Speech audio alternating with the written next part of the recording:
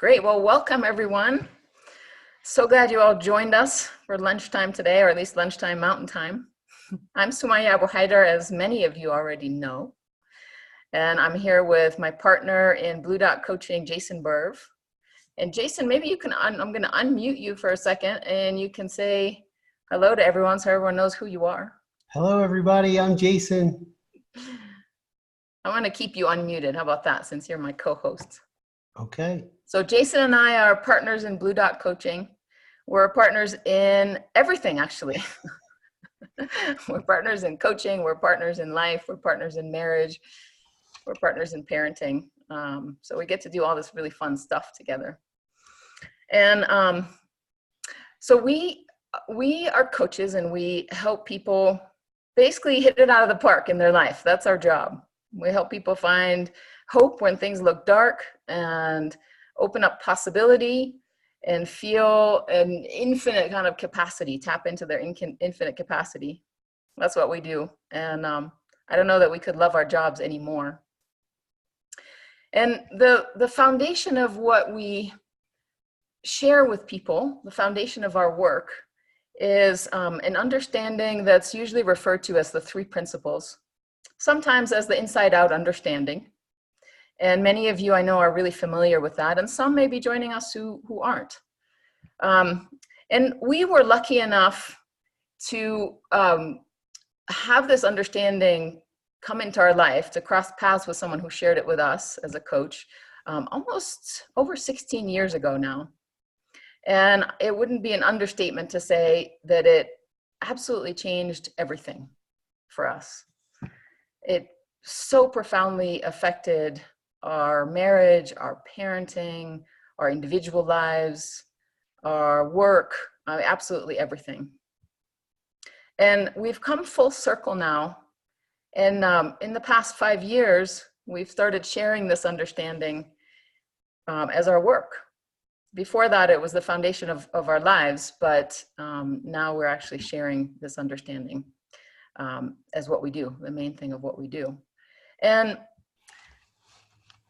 what we wanted to focus on today was a question that has come up from a number of people, which is, how is this understanding different than other approaches, than other modalities, techniques, than other approaches to spirituality, to self-help, you name it.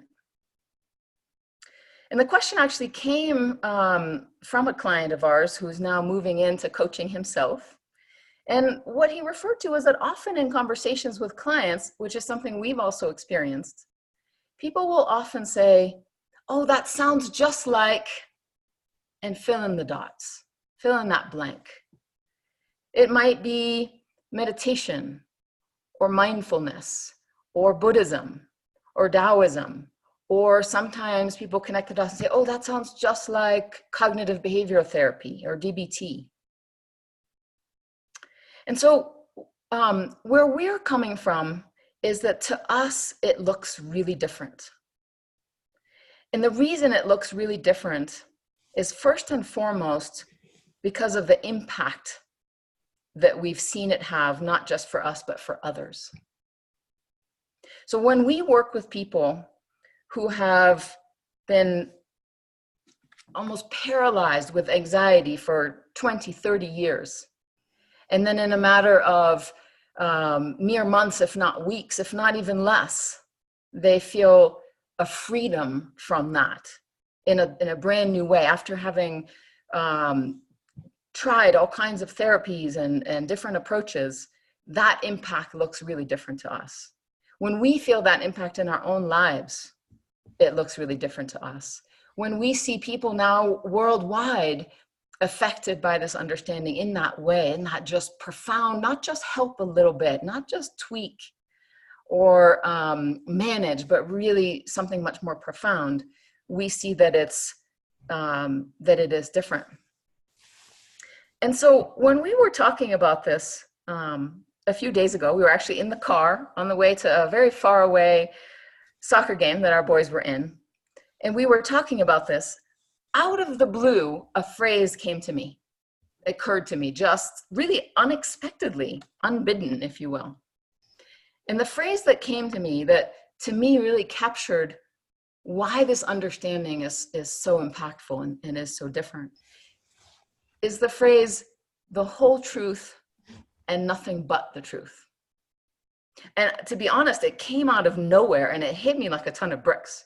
And I was like, oh my gosh, yes, that's it. That's what I've seen all these years.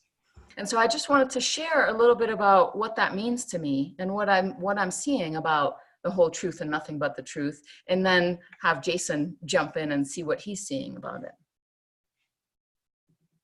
And so I want to first talk about that first part, which is the whole truth.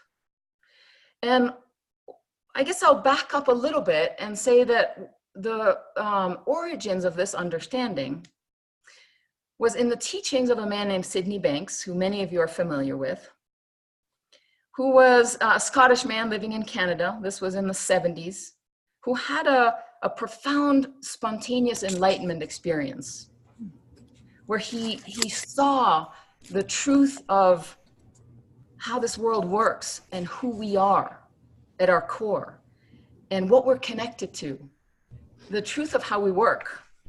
And he also saw a profound new way to share that would really impact people. And that's what our work is based on.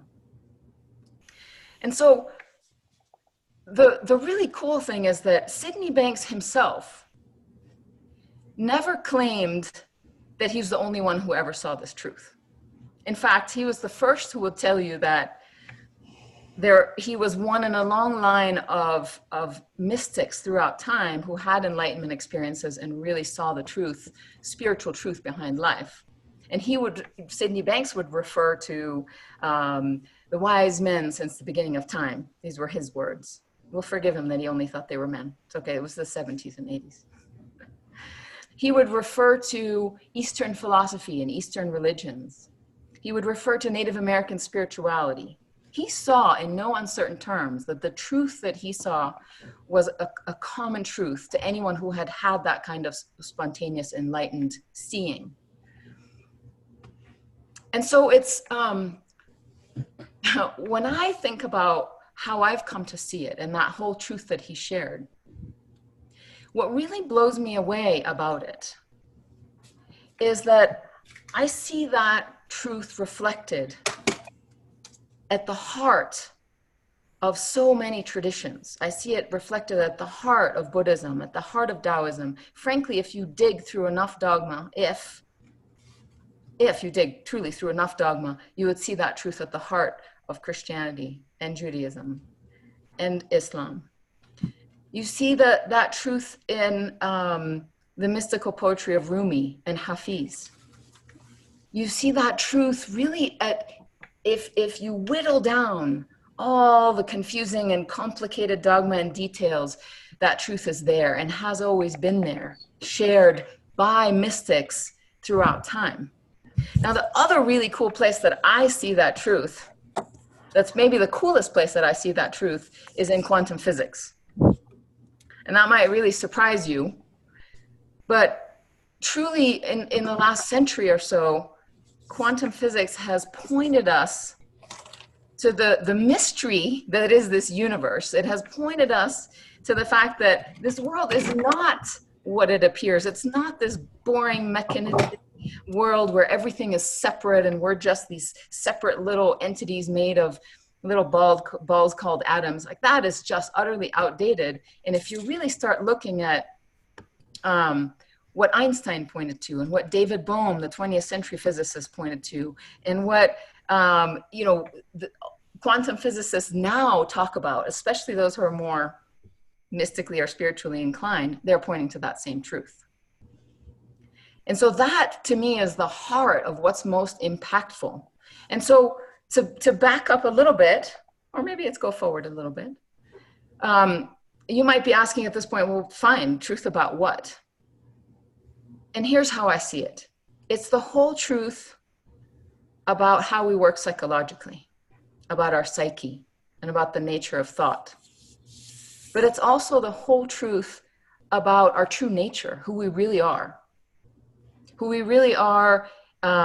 beyond our psychology, beyond what we perceive as our personality, beyond our resume and biography and our past and our biographical details, but truly the truth of who we are in a more essential spiritual way.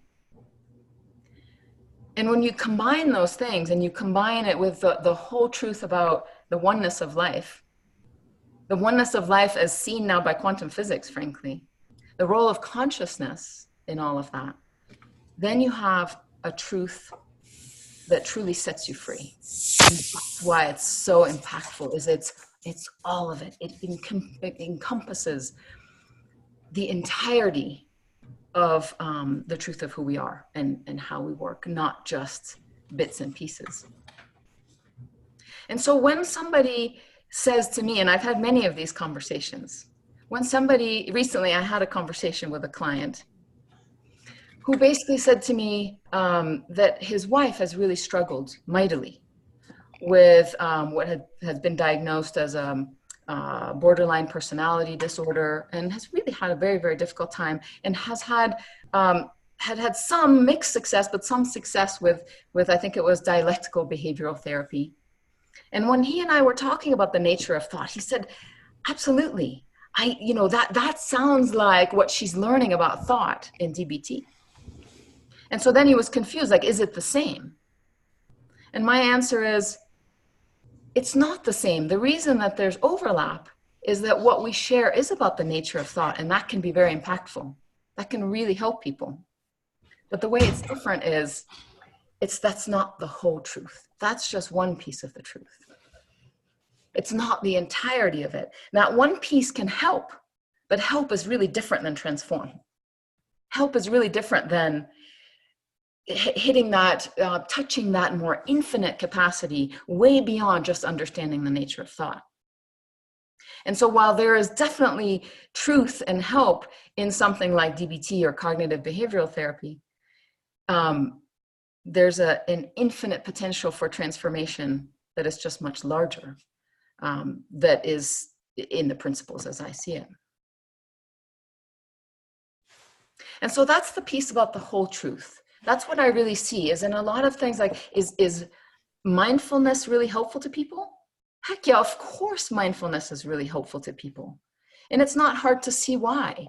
When you quiet down your thoughts and focus on the moment and really take stock of what's around you and let your mind settle, of course things are going to feel better. Is mindfulness transformative the way the principles are? Unlikely, because it's not the whole truth. It's just one small piece of the truth. The whole truth is something much greater. And again, that's the difference that I see. And so then on to the second part of this phrase that just popped out of nowhere into my head, which is that the principles are not just the whole truth, but they're also nothing but the truth.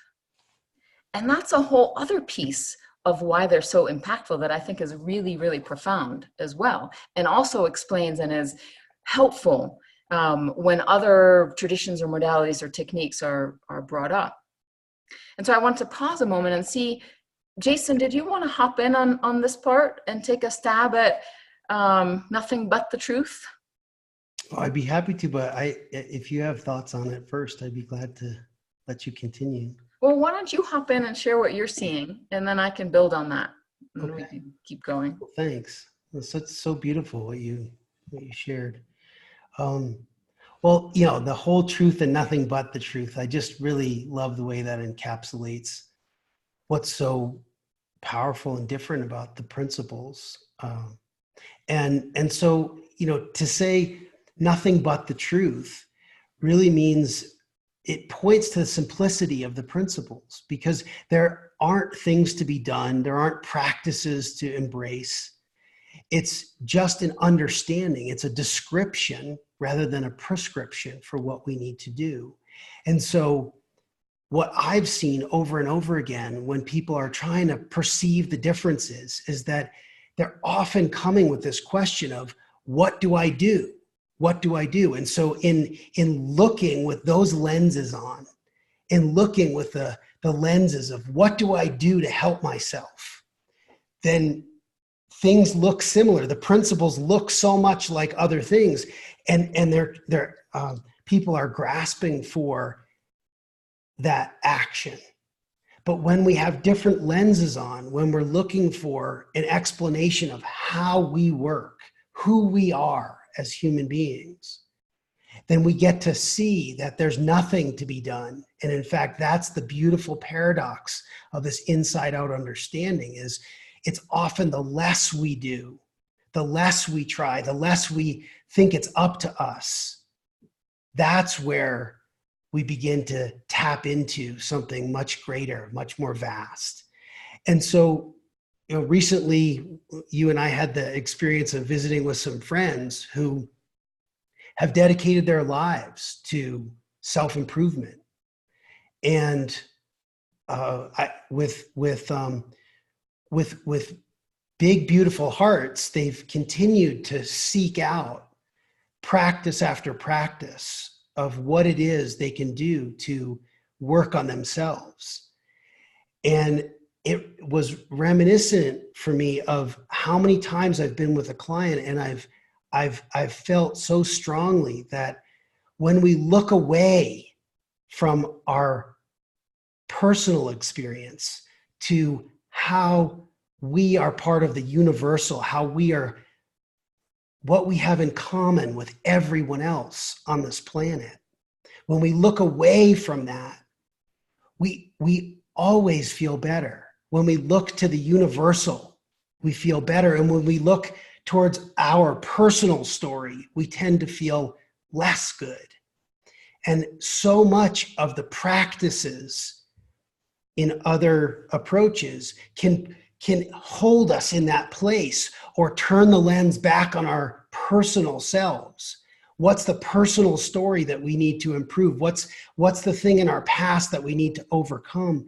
And all of that seems to dissipate when we look away from the personal and what you are describing as the spiritual truth of the principles and who we really are. That we have both this very human self and this divine self, and that we naturally move in and out of experiencing the two of them all the time, but that doesn't deny that we're both. And so looking away from the personal to that part that we so rarely just relax into, that universal part of ourselves, I think really speaks to nothing but the truth. It's just a simple explanation of who we really are, and no extra effort. The recipe is nothing else. The recipe is very simple. You don't need to add effort. You don't need to add hard work. You don't need to add working on yourself. So Sumaya, back to you for what you'd like to add to that. Well, thanks, Jason.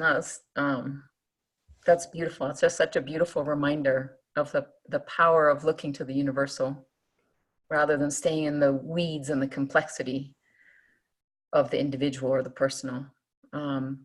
What I would add to that, what occurs to me about that, the nothing but the truth part, is that what I see is two different ways that other approaches or other traditions do more than just the truth, that aren't nothing but the truth. And the first way is what I would just call dogma and complexity. And that might be in something like Buddhism, for example.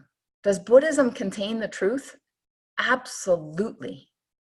Is it nothing but the truth? No, it's not.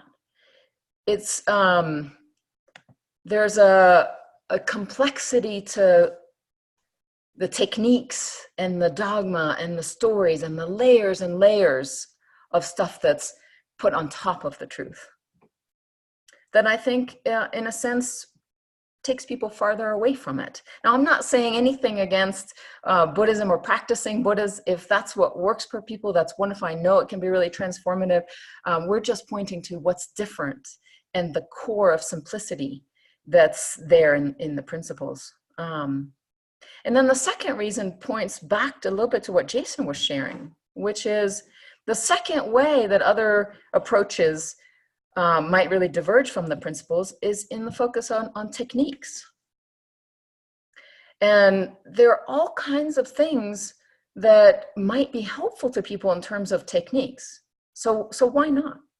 What's so bad about sharing how to, telling people how to do something, how to have a better experience? My answer to that is that would be a profound misunderstanding of the extraordinary wisdom that every single one of us has within us. Every single one of us has built into us, we are made of, driven by a profound wisdom that is alive in the moment, that will tell us just what it is that we need to do, just what it is that we need to decide, or the direction that we need, or whatever it is what we might need in the moment. And to think that any technique or any approach that I might share with someone, or frankly that anyone might share with someone, would be more helpful than this infinite wisdom that every one of us has, I think would be not only egotistical, but just a profound misunderstanding of what's possible for every one of us. And so that's the beauty of the principles, is by not focusing on techniques, by not getting into the weeds and the complexity of the how-to, but staying focused on the bigger picture of how it works, it basically opens up for people the possibility of tapping into their own wisdom. And then the gift of that is a lifetime of being able to look within and knowing just where to look. Just where to look when things get hard, just where to look when there are decisions to be made, just where to look when we feel stuck, that no technique is ever going to provide in the same way that our own inner wisdom is. And so one might make someone dependent and looking outside, well, to tell me what to do, tell me what technique to use. And the other is going to give someone point someone to themselves, to their own wisdom, to what they have built into them. One is dependency, the other is freedom. Truly freedom, inner freedom, which has a quality that is so different than just making things a little bit better. So the difference is helping versus setting someone free so they no longer need your help. Making yourself obsolete in a sense. Yeah. And having somebody be able to rely on the resources that they have, the infinite capacity that they have. That's what I see the power of nothing but the truth. It's the whole truth and nothing but the truth. And the combination of those two things we've seen for ourselves, we've seen for our clients, but we've seen now globally as well. I mean, this is a global movement of practitioners sharing this understanding and setting people free. And to see that in that wide a range is frankly profoundly moving. It speaks for itself. It simply speaks for itself, the impact that it has on people. So it brings me back a little bit to Sydney Banks, and one of the paradoxes that I see is that the whole truth that he saw was universal, and he knew perfectly well that he was one in a long line of people who'd seen, or maybe a short line. I shouldn't say a long line. Relatively speaking, it's a very short list of people. But he knew he wasn't alone in seeing that truth. And so what he saw was not unique. Since then, what's profoundly unique is that the principles he shared and the way he shared them have grown into a whole world of people, of practitioners and books and articles and podcasts that are sharing the whole truth and nothing but the truth. Not always purely. Everybody's, human nature is such that things always get a hair complicated and egos get into it. But that's the difference in the principles versus other, let's say, for example, someone like Eckhart Tolle. He saw the same truth that Sydney Banks saw. And he shares it in a beautiful and profound way. And his teachings are impactful, and they absolutely are the whole truth. but he's one guy. There isn't an army of people out there who've dedicated themselves to learning from his teaching and then sharing it with others. There is not an army of people who are sharing it through their books and their resources in the same way. And so strangely enough, despite the fact that the whole truth that Sydney Banks saw is not unique, the phenomenon of the principles on this planet right now and its impact on humanity absolutely is unique because of the way it has unfolded, because of the way it unfolded through a number of different channels. And so it really is a little bit paradoxical in that way. So Jason, I'm wondering if I can kick it back to you, if there was anything in what I just shared, if anything occurred to you there, and before we go to Q&A. Yeah, thanks. Well, I think that it's entertaining to me to see just how much compatibility there is with the principles, because as you captured it, it's this whole truth and nothing but the truth. And so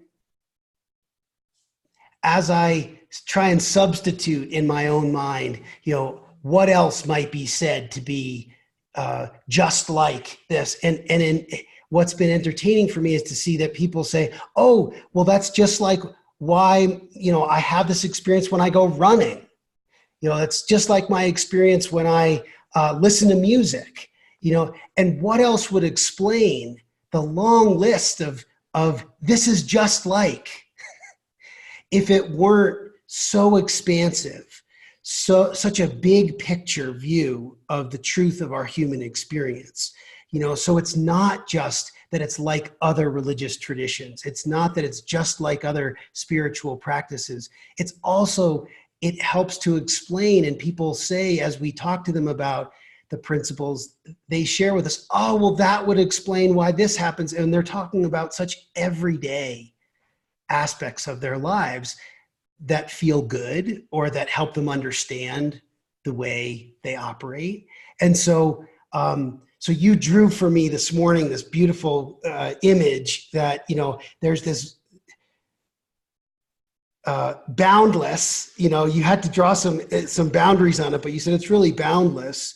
And that within that, all these practices land. And so how could it be that the implications of the principles have found their way across the world into business, into sports, into education, into all these different places, if there wasn't a universality that speaks to, well, if humans are involved, then this can be helpful.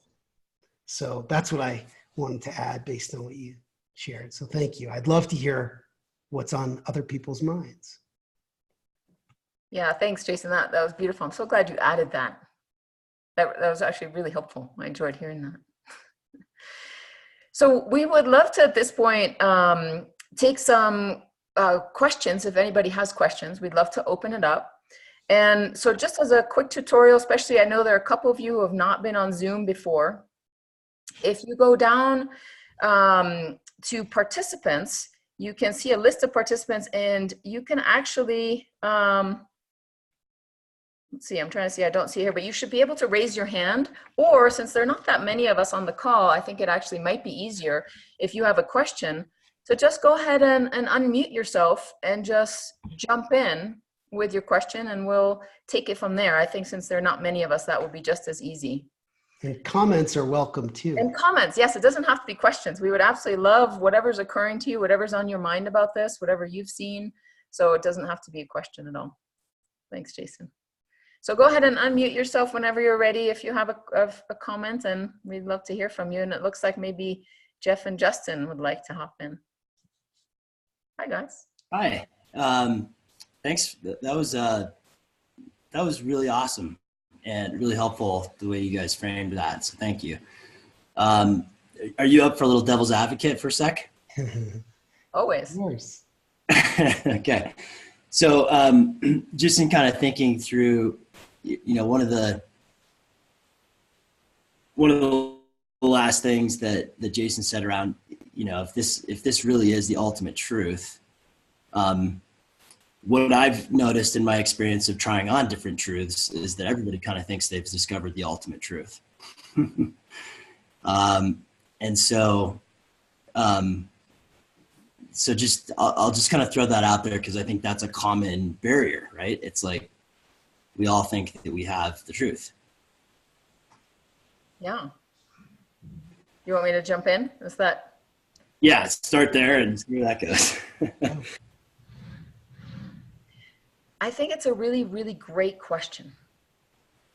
I really do. And you're absolutely right that the history of humanity is peppered with supposedly competing versions of the truth. I can only speak for myself in what's made sense to me as I've addressed that and seen sort of competing perspectives, if you will. And there are a couple things that go into it for me. Number one, what has been most persuasive to me is to see that at its heart, over time, as I shared before, those who have truly, truly seen the truth of how we work, that it is absolutely universal. When you really dig enough and you see that it was at the heart of what Jesus saw, just like it was at the heart of what the Buddha saw, and just like it was at the heart of what Muhammad saw, and just like it's at the heart of, you know, Eckhart Tolle and Sid Banks, there is no coincidence in that. Every human who has been fortunate enough to have an enlightenment experience and see beyond the form of how this world looks to something greater has shared what they've seen in, you know, I would say almost identical ways. They share the same truth. And that is something that for me as a, as an academic, if you will, there was basically no arguing with that. When I read the words of Rumi, and they drip with that same understanding and take me to that same place that Sid Banks is pointing to, who would I be to say, oh, there are competing truths? So then that's when the next layer comes, which is where there are competing truths, what looks really clear to me is there's dogma and ego. Once there's a layer of dogma and ego and people start competing with, oh no, it's my truth, it's very clear to me they're no longer talking about the truth. They're not looking in a different direction. Because those who share the truth simply don't have that quality. They're not competing for a piece of the truth because their certainty of what it is and their lack of ego because of what they've seen, gives what they share a completely different feeling. So it comes back to what we share in the principles of follow the feeling. The more complicated it looks, the more it looks like it's competing. The more it looks like, no, I'm right, I have it. No, the more it looks like, I know how to do this, listen to me. The more likely it's looking in the wrong direction. The more it has that feeling of love, certainty, clarity, simplicity, universality, and no ego, the more likely it's looking in the direction of that universal truth that is there. And so that's my answer. So yes, of course, Justin, absolutely. There seems like it's a world of complicated competition for the truth, but it isn't. Anytime it looks that way, we're just looking elsewhere. And there's one more important layer, is that the ego loves complexity. The personal mind loves complexity. So anytime something looks complicated to us, anytime it looks like there's a lot to consider and competing truths and I'm not sure, then we're likely in that thin layer of thinking minds, personal mind, and ego. Because when we ourselves tap into the truth and see it for ourselves, it's beyond words and it's beyond all of that. There's a certainty to the experience itself for us. So it's no longer about, at that level, it's no longer about who outside of me has the truth and who's right. That becomes irrelevant. Because when you really feel it, you actually experience that clarity in that freedom yourself, the questions die away. There's no longer a wondering who out there outside of me has this truth and who's right and who isn't. It doesn't exist anymore because you feel it and see it for yourself. And you feel it and see it for yourself, and you see that it's mirrored in what those teachers who had that same clarity and lack of ego, what they share. You see what you experience reflected in that. Go, oh, yes, I feel it. And what is there to argue with? There's nothing to argue with other than in the world of the intellect. So Justin, if it's okay with you, can I kick it back to you? And does that help? What do you hear in that? Yeah, and I've gotten there myself, having tried on a lot of different truths. So that was literally a devil's advocate question, and you knocked it out of the park. Thank you. That was really helpful to hear how you frame that. And so, you know, just a couple of snippets of how I'm seeing that, I'm seeing that with, you know, new perspective. I have some friends who are followers of Ram Dass. It's just one example. And, you know, he's a spiritual guru, and, you know, has a lot of really beautiful experiences to share and a lot of really wonderful things to share. And I was listening to a YouTube recording the other day where he was talking about how to overcome addiction. And he had just gone through all of the reasoning of why it could have been a three principles practitioner talking about addiction. Okay.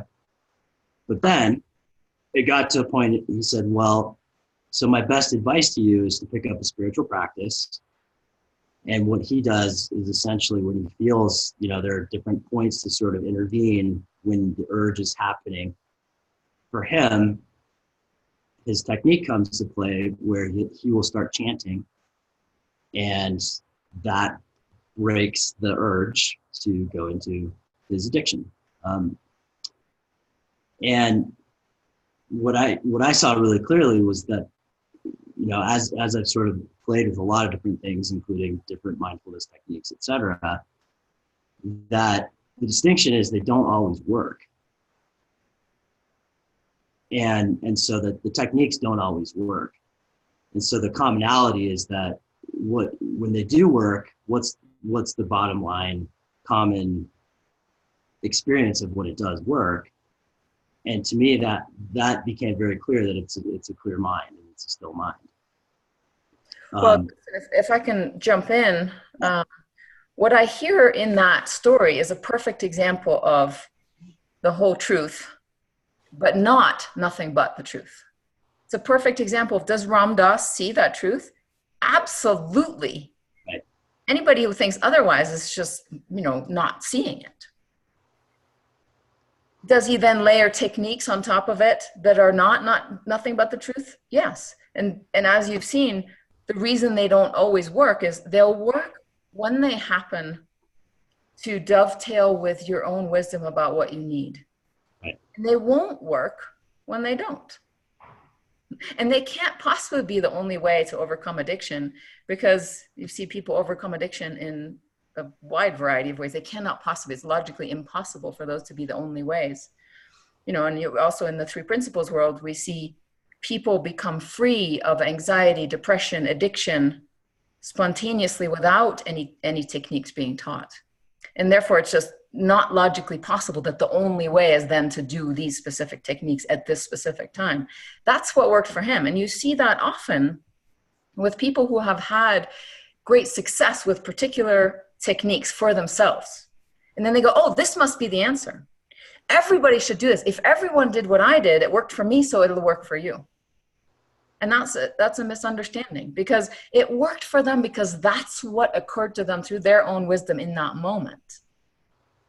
It does not mean that that thing to do applies to everybody, because it's not necessarily going to dovetail with their own wisdom in that moment. So I think that's a great example. I really appreciate you sharing that. And Jason, I'm wondering if you want to hop in with what you're hearing and seeing about this. Honestly, I think what you shared was just great. I'd love to know if there are any other questions. Perfect. Yeah, thanks. So Just let's, one really quick follow up on that. So the other thing I observed is sort of a corollary to that is then the misleading behavior that can result is then, whatever that practice is becomes the addiction. And that's, I've seen that with other friends to where, they've literally said, if I don't do yoga in the morning or Tai Chi in the morning, my day is a mess. And so for me, then that becomes, the same as the impulse to go drink at the end of the day. It's sort of misguided. It's just a misunderstanding of where the power in the system is, I guess. Yeah. thanks, Justin. That's beautiful to share. Yeah. What I would add to on that note is that Sid Banks gave us an understanding that there's the world of form which comes out of the formless, and he was pointing us back to the formless as that's where it all comes from. And so when Sumaya frames it as nothing but the truth, the whole truth and nothing but the truth, then we have to look at both the world of form and the formless. And when we get really wrapped up in technique and practice, we're living in the world of form exclusively. And we're losing sight of the fact that those practices in the world of form ideally are just meant to point us beyond form, beyond words and practice, to something that's in the world of the formless. What Sumaya was saying, what our own wisdom is serving up for us. And so, Justin, that understandable trap people can fall into where they really just affiliate with the practice or technique is I think a very simple misunderstanding of looking for the answers we're searching for solely in the world of form. And that's not where the answers really lie, certainly not exclusively. We need to recognize and appreciate that deeper feeling lives in the formless. Thanks, Jason. That's beautiful. Super helpful. So let's open it up and see if anybody else wants to hop in with a question. And if you do, you can go ahead and just unmute yourself and jump in. And we'll just give it a sec to see if anyone would like to. And it can be a comment. It could be a sharing. It doesn't have to be just a question.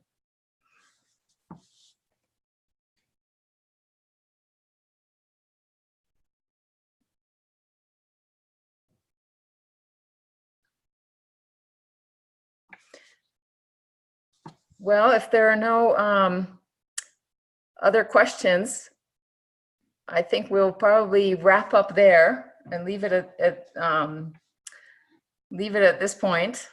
And I guess what I'd love to say is it's such an honor to have all of you choose to spend some time with us in the middle of a work day. It's really nice. Nice to have you all join us. We really appreciate it. And for those of us who may not know us, you can learn more about us at bluedotcoaching.org.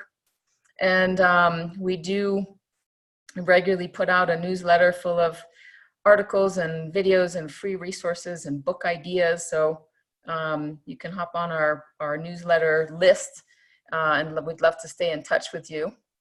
And it's really nice to see so many familiar faces, clients and old friends and new friends and new colleagues, all of that just on this small group of people today, which is really, really fun to see as well. Jason, did you want to say any quick words before we end?